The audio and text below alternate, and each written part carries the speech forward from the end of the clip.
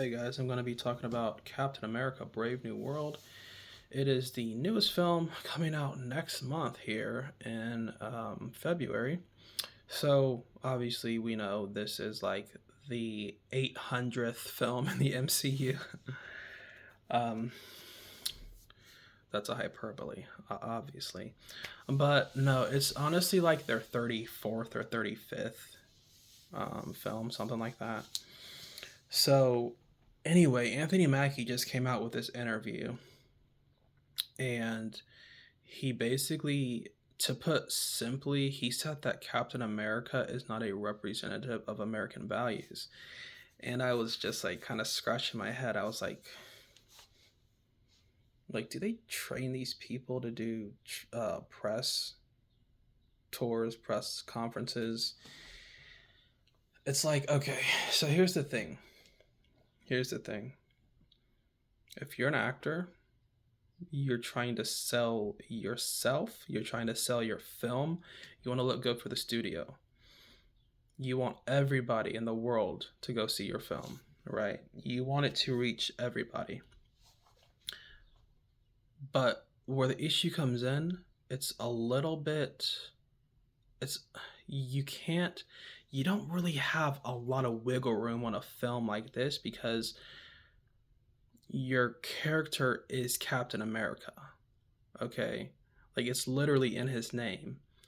He is a star spangled hero. You know, his ideals are supposed to be American ideals.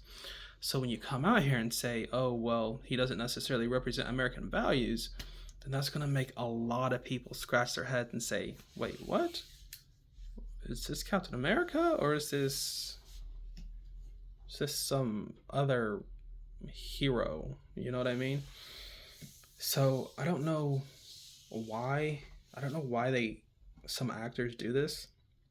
I think Anthony Mackie's a good actor. I really like him as Falcon, but I don't know why he came out and said this. It's I think Feige's gonna call him up and he's probably gonna be pissed. Because it doesn't make Marvel Studios look good. It's almost like people are gonna say, oh well, do the actors even really care about the characters they're portraying, or do they just want a paycheck? I mean, yes, they have to get a paycheck, right? They can't work for free. But you're more likely to reach more people if you can show enthusiasm about your character that you're playing.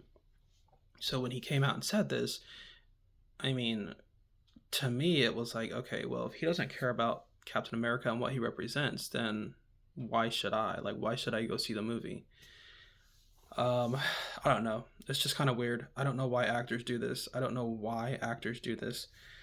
Like when Rachel Zegler was being interviewed and she came out and said, in Snow White in this new adaptation, she's not going to be seeking true love.